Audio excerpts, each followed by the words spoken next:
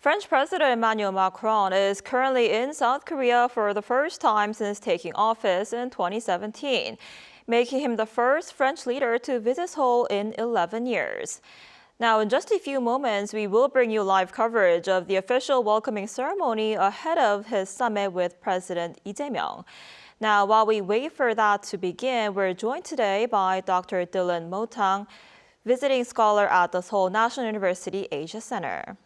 Dr. Motin, thanks for coming on today. Very happy to be here. So could you just tell us more about the significance of President Macron's visit and why now, given that he's set to leave office in about a year? So this visit has been in the making for actually a very long time. If you remember, President Yoon Suk-yeol went to Paris actually 2 times to meet with Macron. And the tradition is that when you meet with a leader in a foreign country, this leader should come back to your country to make a payback visit, right? But as you remember, there was this self-coup issue in December 2024, and then all the impeachment process, and after that, the presidential election, which pushed back everything back in the future. At the same time, Macron had been very busy with organizing the Olympic Games in France. And there was a political crisis when he dissolved the assembly last year. So because of all of these factors, it was very hard to make the trip before that. And this year, because of the anniversary, was the perfect occasion to do it. And perhaps on a more political level, Macron now is in a very tough spot in France. He's quite unpopular, and the presidential elections are coming next year. So if he wants a candidate from his party to have a standing chance to win the election, he needs to bring as much results as quick as possible. And I think that coming to South Korea to get investments back in France is part of his strategy. I see. And how do you see both leaders addressing the tensions in the Middle East right now? I would say that both share the same point of view. So, of course, they are very worried of a major disruption of oil supply and the current spike in oil prices. And also both Macron and Lee are afraid that US attention is being distracted away from core interests like the war in Ukraine, in Europe, of the North Korean issue for South Korea. So both of them would like to shut down this war as soon as possible. And to do that, they have to be very careful because they will try, I think, at the same time to encourage negotiation, but not to anger President Trump, who is already quite mad at both France and South Korea for not intervening more in the war. So they will have to walk this very tightrope to avoid both angering Trump, which is the key ally, and also to end the war as soon as possible. Right. I'm glad you actually mentioned that because President Trump has been criticizing France for closing its airspace, and he's been also sort of lashing out at other European allies too. And he said they aren't doing enough around the Strait of Hormuz. So how should countries like South Korea and France respond to this claim? Just to be clear, France has not totally shut down military flights. It was more of an isolated incident, which Trump picked on. So France right now is in talks with Great Britain, with Germany, with India and a few others to create a coalition to try to reopen the Strait of Hormuz. But it's not really clear what it will mean and whether it will be some kind of diplomatic maneuver or some kind of military show of force. So there's no good strategy right now. And as I said, both countries are really worried not to anger Trump and not to give him an excuse to restart the trade war, not to put an end to the agreements already signed recently. So I think that both of them will be very attentive not to vocally take position against Trump. Right. And, Trump, speaking of that, Trump has been hitting out at European allies over this war. And some analysts say that this growing resistance from NATO allies express sort of a deepening division within the alliance. So given that NATO is already under strain over issues like Ukraine and Greenland, how do you think the future of NATO will turn out? So the crisis, in a way, reminds me of what happened in Iraq in 2003 when the US decided to attack Iraq alone. But the difference this time is that there was almost no consultation prior to the war.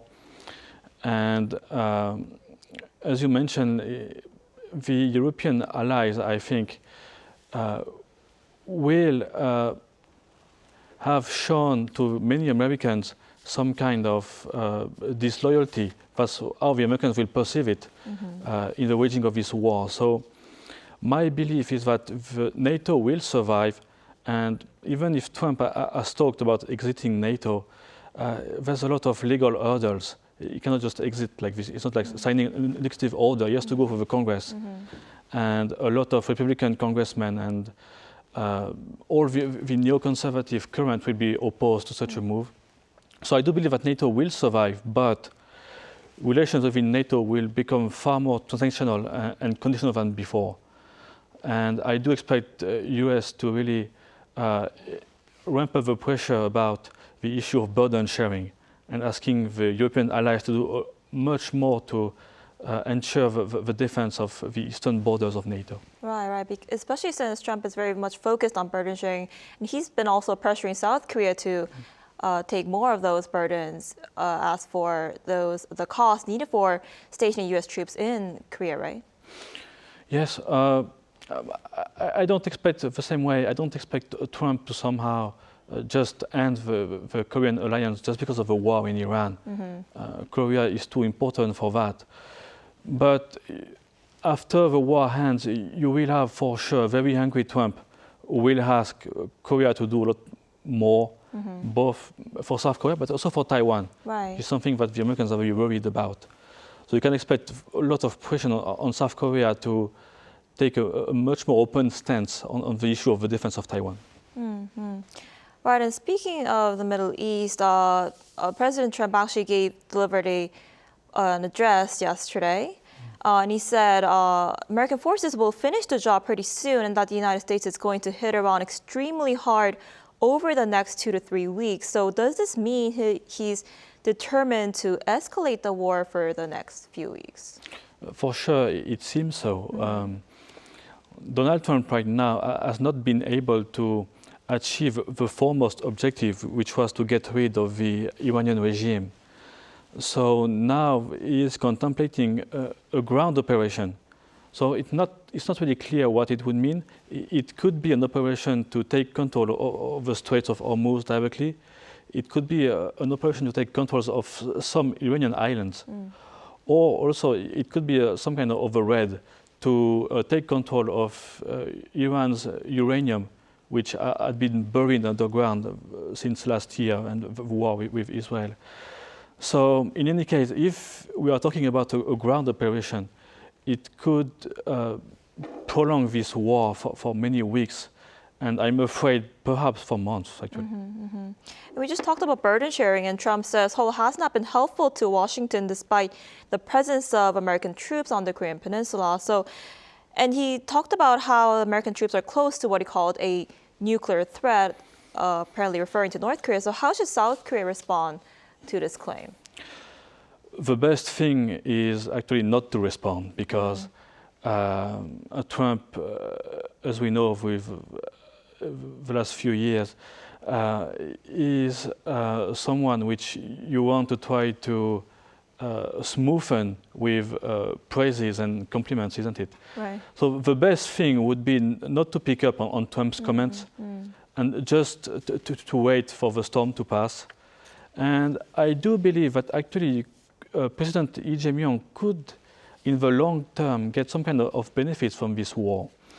Because after the war, the US president will be in a quite tough spot, because he would have failed to realize many of his objectives. And the midterm elections are still coming very soon. Right. So he will want to get any kind of success abroad. So it could be an occasion for Lee Jae-myung to maybe try to push his agenda of engagement with North Korea, so Trump can at least look like he's having some success in Asia. I see. And going back to Macron's visit, what are some other key bilateral issues they might likely focus on in today's talks? First of all, economics. I'm sure that both Macron and Lee Jae-myung are quite eager to get investments from the other side. Right. Also, there are some lingering trade tensions. For instance, I'm aware that some Korean companies have been complaining to the Korean government about French policies of subsidizing electric vehicles purchased in France, because they consider that some of these measures are quite detrimental to South Korean cars, which would contradict the EU-Korea free trade agreement. Another issue would be Ukraine. I would guess that President Macron will, on the behalf of Ukraine, try to secure perhaps some ammunition supply for Ukraine, or perhaps also try to get some kind of economic aid or Korean investment into Ukraine to support Ukraine's war effort. And when it comes to Lee Jae-myung, I would think that he would be eager to engage with Macron about North Korea, because after all, France is a UN permanent member state, so it still has some importance. And actually, France hasn't shown much interest into the North Korean issue, so he will want to get Macron on board, I believe. Right. On the screen, we now see President Lee Jae-myung ready to greet President Macron, who will soon be arriving at the Blue House. And you just mentioned that economic ties will be at the highlight of talks in today's talks. And I'm hearing that President Macron will actually be holding separate meetings with executives from Korean companies like Samsung, Hyundai Motor, and Naver. What can we expect to happen there, and how have economic ties between these two countries evolved so far? So when it comes to the companies you mentioned, it comes within the frame of Macron's strategy of re-industrializing France. So he has in mind to make France the European hub for green technology and also for AI. And when he was in Japan earlier, he actually got some Japanese companies to invest into France. Actually, Samsung already agreed to increase its research investment in France, which soon will become one of Samsung's major research hub abroad. When it comes to Hyundai, I do believe he will try to get some cooperation on electric vehicle production, and especially battery, because Macron has been building what some people like to call a battery valley in northern France, to really try to make France this kind of electric battery hub in Europe. And finally, for Naver, he will want to get Naver's expertise and investments into French AI, because France wants to develop its own sovereign AI, not to depend too much on American technology. That's exactly what Korea is working on as well, right? Exactly, that's why he wants South Korea's help. Right. And just to come back to your question about economic relations, overall, the relationship is very healthy, I would say. And the trade between the two countries is very balanced in terms of imports and exports. But Macron would like to recalibrate the relationship away from the traditional model of buyer and seller, and more toward a model of equal cooperation in terms of technology and next generation industries. Right. And another issue they might discuss in today's talks is nuclear energy, right? Especially since South Korea and France competed fiercely to win a Czech nuclear power plant contract recently. And we see President Macron now getting ready to meet with President Lee Jae-myung, right? Right, they just met at the Blue House. We see President Lee Jae-myung greeting President Macron. So we see them now shaking hands. The First Lady also greeting President Macron. So how might, back to their summit, another issue they might focus on is nuclear energy. How might Seoul and Paris seek to work together in this field? You could imagine some increased cooperation when it comes to academic exchanges, notably the training of the next generation of nuclear engineers, perhaps in France. You could imagine more cooperation in terms of fundamental nuclear research. But overall, I'm quite pessimistic. I do believe that France and Korea are competing for the same markets, and their needs are not complementary. So I do believe that in this sphere, at least, competition will prevail. But one sphere you could imagine some kind of big announcement is when it comes to nuclear submarines. You know that South Korea has been lately working on the next program for nuclear propelled attack submarines.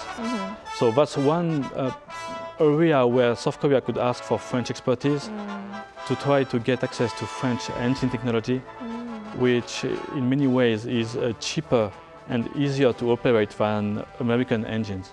I see.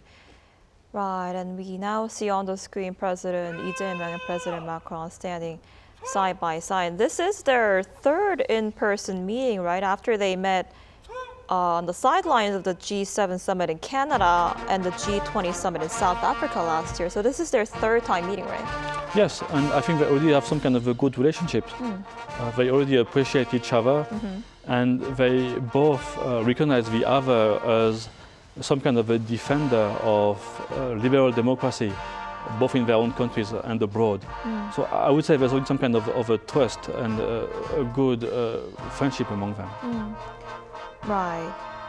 And as for these two countries' diplomatic relations, this year actually marks 140 years since South Korea and France established diplomatic ties, right? How might today's talk sort of help advance this bilateral relations moving forward? So beyond what we mentioned already, one issue where you could have some more progress is about cultural relationships. So in recent years,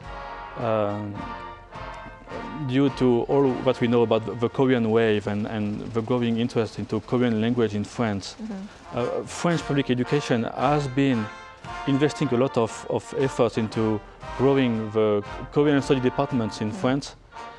But there's a feeling in France that this is not being reciprocated, because in South Korea, the study of French language is in decline. Barely any Korean students now learn French in high school, and the French departments in universities are emptying out, actually. So there's a sense among French diplomats that we could ask Korea to do a bit more, to have a more balanced relationship. So it's not only France promoting Korean culture, but also maybe Korea trying to promote French language and culture. I see.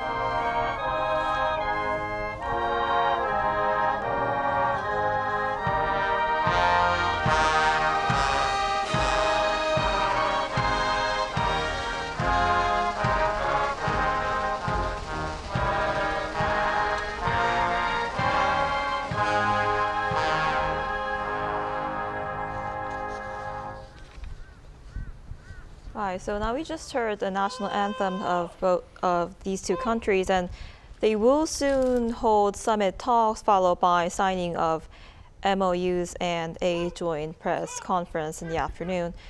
Now, to just give you a brief overview, President Macron arrived in Seoul on a two-day visit yesterday. ahead of summit talks with President Lee Jae-myung scheduled for today. And this marks his first visit to South Korea since taking office in 2017.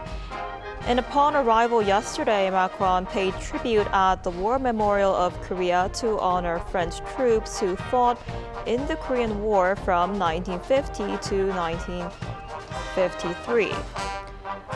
So Dr. Motin, France has invited President Lee Jae-myung to the G7 Leaders Summit in June, right? What's the significance of this invitation, and what might South Korea be aiming for if it does decide to attend this event? So on the French side, it is clearly an acknowledgement that South Korea has become a key partner on all issues of economy and security, and also an acknowledgement of South Korea's status of advanced democracy. When it comes to South Korea, attending such a summit is always an occasion to meet with all the key world leaders at the same time. So it's really a time-saving measure because you can discuss all the issues very quickly with all your peers. Mm-hmm. And I do believe that Lee Jae-myung would be interested also to try to push an agenda of engaging with North Korea during such a summit. Mm-hmm. And South Korea has had for some time this ambition of actually becoming a member and turning the G7 into perhaps one day a G8. So I'm not sure it could happen this time, but participating is a good way to try to increase South Korea's status to achieve that in the long run. On the more political side of things, for a Korean president to attend such an event is always a very interesting boost in popularity and a way to show that he is actually a popular world leader. So there's only benefits for Lee Jae-myung to attend. Mm-hmm. I see. And you talked about how cultural relationship has played a key part in relations between South Korea and France. And the Blue House actually said yesterday gifts for the First Lady of France also included a set of tableware as well as signed albums of renowned K-pop artists like BTS and Stray Kids. So I guess K-pop, the Korean culture like K-pop and K-dramas are pretty popular in France too, right? Of course. I can even testify that when I was in university, you had very few chances to learn Korean. But now almost every major French university has a department of Korean, and the number of students has increased like several times in the last few years. So the interest into Korean culture is for now still quite limited to very young people, we must say so, but it has been exploding, and actually France is one of the foremost markets for K-pop products in Europe. I see, that's impressive. And like we just discussed, Macron's visit comes as the South Korea and France mark their 140th anniversary of diplomatic ties. After they established formal ties in 1886, that's when the Treaty of Friendship, Commerce and Navigation was signed between France and the Joseon dynasty back in 1886. So how might today's summit talks help advance this diplomatic and bilateral relations? So just to give you like a brief overview, so the relationship between France and Korea didn't really start on a good standing because there was this episode when actually France did invade Korean territory, especially Gangwon Island. And France was perceived back then as a threatening colonial power by South Korea. And actually when Japanese colonization came, France didn't really do much to try to support Korea. So there was this kind of resentment about France back then. And now Macron is building onto the Cold War history of France's participation into the Korean War to try to elicit sympathy from Korean people, and as we mentioned, to try to get both successes in terms of cultural policy, but most importantly for him, in terms of investments. Right, right. And we now see President Emmanuel and Macron shaking hands with officials from both sides. So, Dr. Motin, not just diplomatic issues, but economic issues like you mentioned, trade and investment will also be on the agenda in today's talks, right?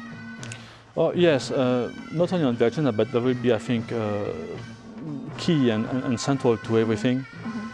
The situation in both countries in terms of growth actually is not that good, I should say, actually for France.